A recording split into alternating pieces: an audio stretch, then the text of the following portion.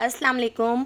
मैं हूँ हिना ख़ान और आप देख रहे हैं YouTube channel food for life Hina Khan. तो आज मैं आपके लिए लेकर आई हूँ बहुत ही मज़ेदार एग लबाबदार की रेसिपी। इतनी मज़ेदार रेसिपी है, सुबह नाश्ते में अगर पराठे के साथ आपने इसको बना लिया तो घर वाले हफ्ते में एक बार तो इसको बनवाने की फरमाइश ज़रूर करेंगे। तो एग लबाबदार बनाने के लिए हमने यहाँ पर एक फ्राई पैन ले लिया है और इसके अंदर मैं ऐड कर देती हूँ 1/4 कप कुकिंग ऑयल।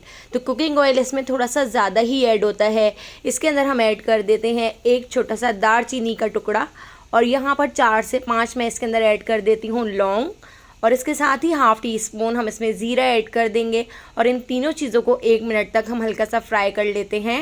अब मैंने यहाँ पर 2 मीडियम साइज़ की प्याज को इस तरह से बारीक चॉप कर लिया था, यानी अंडे वाली प्याज जिसको कहते हैं, उस तरह से हमने इसको कट कर लिया था।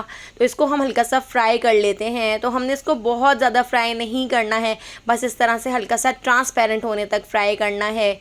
इसके साथ ही अब मैं इसमें हाफ़ टी स्पून हल्दी पाउडर ऐड कर देती हूँ, हाफ़ टी स्पून लाल पिसी हुई मिर्चें ऐड कर दी हैं और साथ ही हम इसके अंदर ऐड कर देते हैं 1 टीस्पून पिसा हुआ धनिया और यहाँ पर मैंने ले लिया है 1 टीस्पून भुना कुटा ज़ीरा।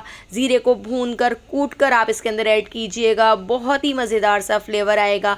इन सारे मसालों को प्याज के साथ हम 1 मिनट तक फ्राई कर लेते हैं। तो बस लो फ्लेम पर आप देख सकते हैं ये सारे मसाले इस तरह से हमने फ्राई कर लिए हैं। हाफ़ टी स्पून नमक ऐड कर दिया है और नमक को भी हम इसके अंदर मिक्स करते हुए इसमें थोड़ा सा पानी ऐड कर देते हैं ताकि हमारे मसाले जल ना जाएं। तो बस प्याज को हमने इतना ही फ्राई करना है। अब हमने यहाँ पर ले लिए हैं 2 मीडियम साइज़ के टमाटर और 10 से 12 बादाम ले लिए हैं। बादाम के छिलके उतार कर हमने इस तरह से इनको पीस लिया है। तो थोड़े से पानी के साथ इस मिक्सचर को पीस कर हमने इसके अंदर ऐड कर दिया है। अब हमने इस मसाले को बहुत अच्छी तरह से भून लेना है, इतना भूनना है कि इसका पानी खुश्क हो जाए, ऑयल ऊपर आ जाए। तो थोड़ी देर के लिए मैं इसको ढककर छोड़ देती हूँ। जब हम इसको ढककर छोड़ेंगे तो प्याज भी इसमें बहुत अच्छी तरह से घुल जाएगी। एक बार आप इस रेसिपी को अपने घर में बनाकर ज़रूर देखिएगा, घर वालों को बहुत पसंद आएगी। सुबह नाश्ते में पराठे के साथ मेरे घर वाले हर सैटरडे या संडे को इसको बनवाने की फरमाइश ज़रूर करते हैं क्योंकि ये बहुत ही ज़्यादा मज़ेदार लगता है। तो देखिए इस तरह से हमने इस मसाले को भून लिया है। अब हम इसके अंदर ऐड कर देते हैं 2 टेबल स्पून घर की फ्रेश मलाई। अगर आपके पास फ्रेश क्रीम हो तो आप इसमें फ्रेश क्रीम भी ऐड कर सकते हैं, लेकिन मैं इसमें घर की फ्रेश मलाई ऐड कर देती हूँ, उससे भी बहुत ही मज़ेदार सा फ्लेवर आ जाता है। तो मलाई ऐड करके हम इसको 1 मिनट तक और पका लेते हैं और ये रेसिपी बहुत ही जल्दी भी बनकर तैयार हो जाती है। इसको बनने में बिल्कुल भी ज़्यादा टाइम नहीं लगता है। मलाई ऐड करके हमने इसको 1 मिनट तक और भून लिया था।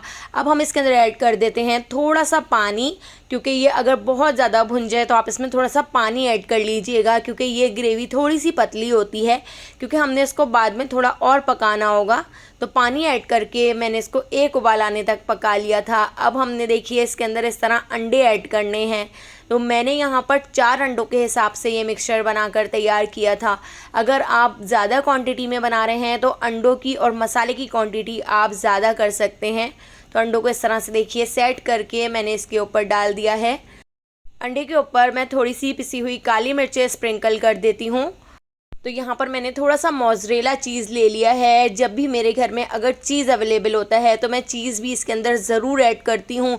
ये एग चीज़ लबाबदार बच्चे भी बहुत ज़्यादा शौक़ से खाते हैं। अगर आपके पास चीज़ ना हो तो चीज़ को आप स्किप भी कर सकते हैं। इसके ऊपर मैंने थोड़ी सी लाल पिसी हुई मिर्चें स्प्रिंकल कर दी हैं और थोड़ा सा हम इसके ऊपर डाल देते हैं बारीक कटा हुआ हरा धनिया और इसको कवर करके बिल्कुल लो फ्लेम पर हम इसको 10 मिनट के लिए छोड़ देते हैं ताकि अंडे भी अच्छी तरह से कुक हो जाएं।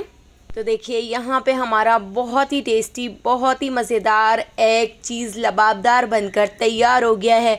आप देख सकते हैं दिखने में जितना ज़्यादा मज़ेदार लग रहा है, खाने में इससे भी ज़्यादा टेस्टी है।